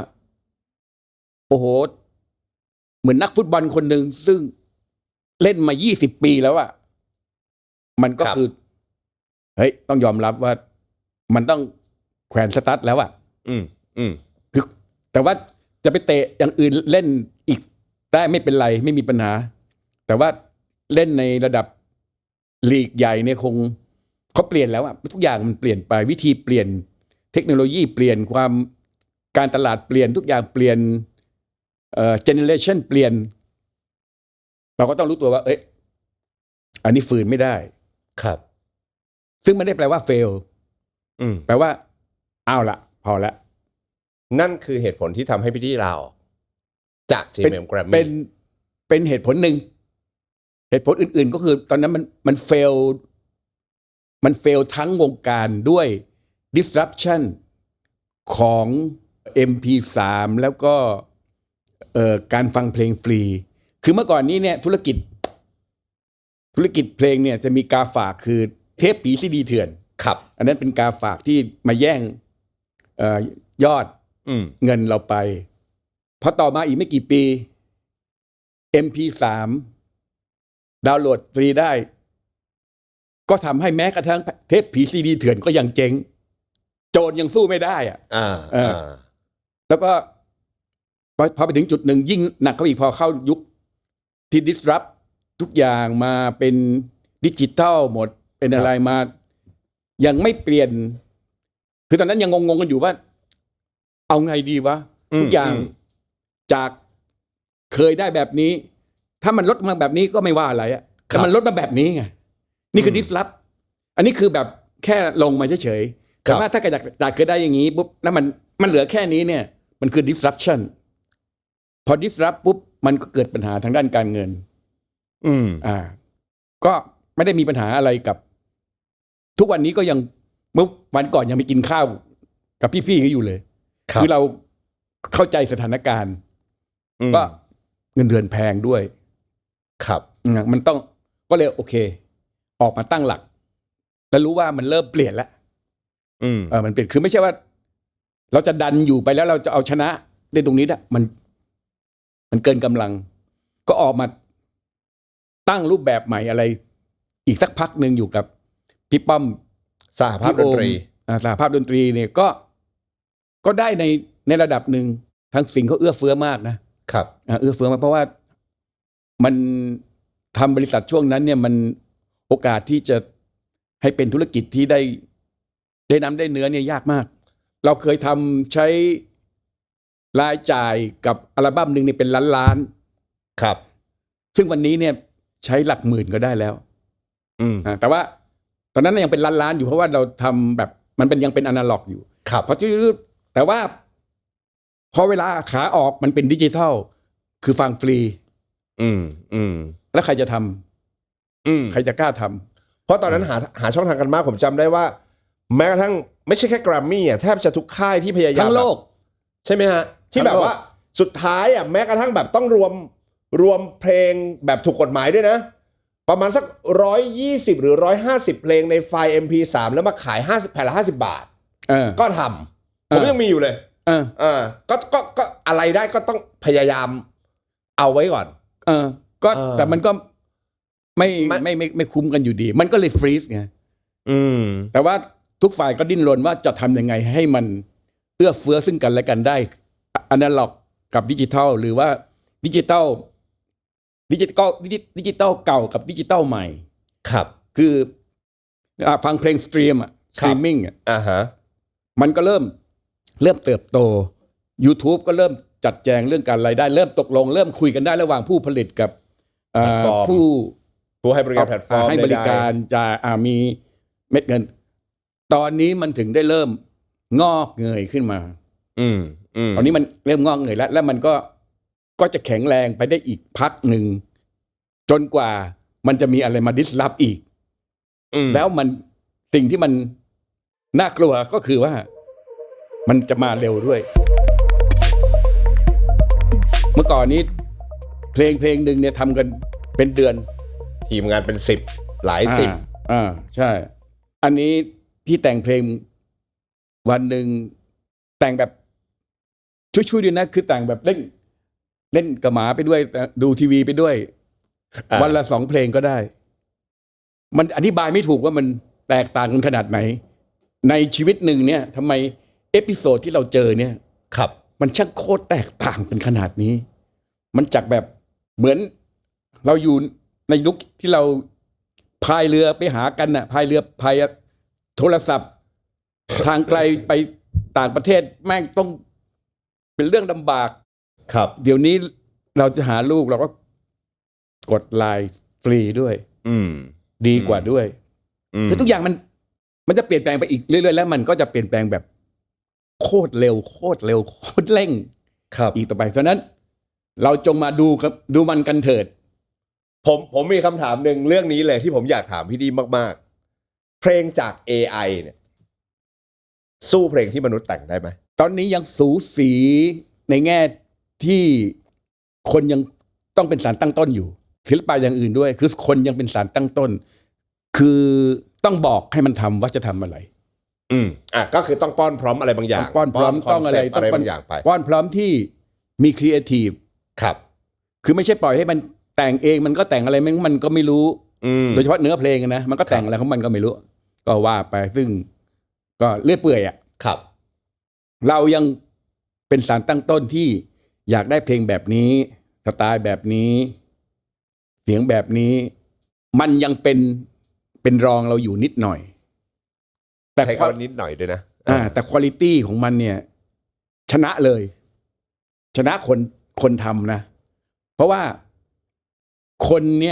นเราเองเนี่ยเราก็ใช้อิเล็กทรอนิกส์เสียงอิเล็กทรอนิกส์มา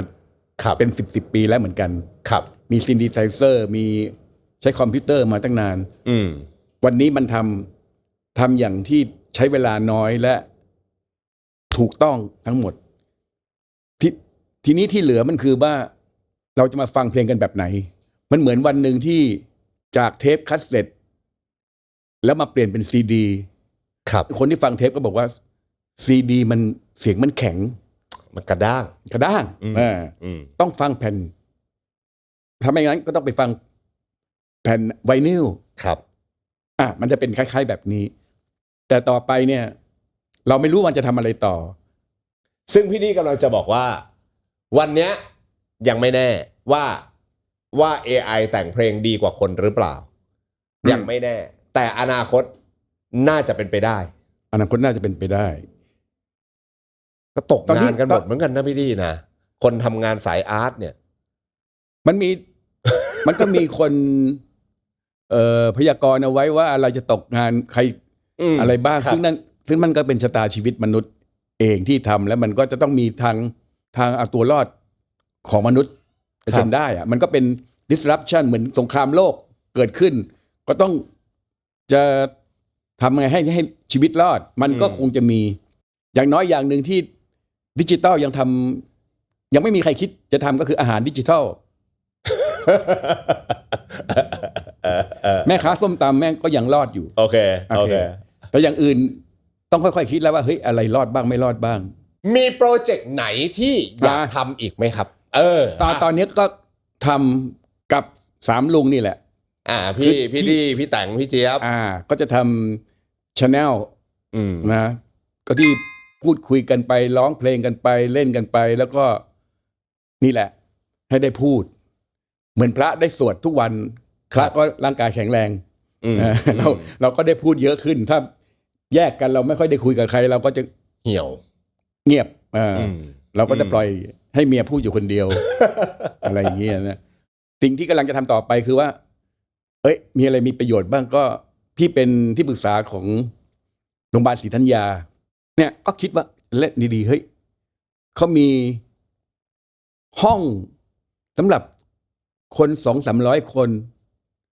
ไปจัดคอนเสิร์ตที่นั่นดีไหมวะขนาดปานกลางเอาเงินเข้าศรีธัญญารอบนึงเอาเงินใส่กระเป๋าตัวเองรอบนึงอะไรยังไงนะก็คิดไปเรื่อยครับก็ถ้าเป็นในพวกเนี้ยก็มีที่คิดไว้กำลังเดินทางกันอยู่ว่ามันทำอะไรได้บ้างเรารู้แค่ไหนบ้างครับอันไหนที่เราทำได้ทำเด็กถาปัจจุฬาเริ่มเด็กเข้าไปทำงานไป JSL มารู้จักพี่เต๋อจนปุ๊บกลายมาเป็นผู้บริหารผลงานพี่ระดับเลเจนด์คือผมเชื่อว่ามันกลายเป็นถูกบันทึกไว้ในประเทศนี้แล้วล่ะแต่ว่าตัวพี่เองแหละครับ40 กว่าปีถ้าเราจะบอกว่ารางวัลหรือความสำเร็จหรือความภูมิใจของพี่เองใน ไลฟ์ไทม์การทำงานของพี่ในเส้นทางดนตรีของพี่ดีอะถ้าพี่ให้รางวัลกับตัวเองหรือมองตัวเองว่าภูมิใจกับอะไรที่สุด ใช้คำว่าภูมิใจกึ่งแปลกใจว่าเดินไปที่ไหนมาไหนคนก็ยังจำได้ คือเราไม่ใช่ดารานักแสดงที่ออกสื่ออะไร แม้กระทั่งในโซเชียลมีเดียก็ไม่ค่อยมีหน้าพี่ไม่ค่อยเป็นคลิปไม่ค่อยอะไรนะครับ ไปไหนมาไหนต่างจังหวัดทุกที่ไปไหนทุกที่ต้องมีคนอย่างน้อย1-2 คนมาขอถ่ายรูปด้วย ตั้งแต่สเกลแบบมาขอด้วยธรรมดา จนถึงสเกลแบบ ตื่นเต้นมาก ไอเราก็อุ้ยเราทำอะไรอ่ะเพราะว่าสิ่งที่เราทำเนี่ยมันนานมาแล้วนะคือเราเนี่ยเหมือนคนอีกยุคละน่าจะตกยุคได้แล้วคือน่าจะแบบเดินไปนั่นแต่ก็มีเหมือนกันไปในที่ที่แบบจอดไม่ได้ตรงนี้จอดไม่ได้ ไม่โน่นครับ ก็มีแต่ก็มีขำ ครับ มีอยู่แต่ว่าส่วนใหญ่แล้วจะได้ความรู้สึกที่ดีจากสิ่งเหล่านี้คือว่าเขายังจำเราได้ ในขณะที่เราก็ไม่ได้พุชตัวเอง ไม่ได้แบบวิ่งเข้าหาแสงอะไรขนาดนั้น ครับ ก็โอเค นั่นคือความภูมิใจจริงๆ ส่วนรางวัลอะไรที่เป็นรูปธรรมน่ะก็มีอยู่ก็ภูมิใจกับสิ่งที่ให้มีรางวัลพระราชทาน ครับ หรือแม้กระทั่งความภูมิใจกับเพลงที่เราแต่งไว้แล้วคนร้องกันทั้งประเทศในยามสำคัญ ครับ ในเวลาสำคัญเกี่ยวกับเบื้องสูงอะไรอย่างเงี้ยเนี่ย ครับ ก็หรือเอาใช้คำตรงๆเลย ในหลวงจำได้ อืม พระราชินีเราไม่ได้เคยเฝ้าใกล้ชิดนะบางคนนึกว่าเป็นนักแต่งเพลงประจำราชสำนัก ไ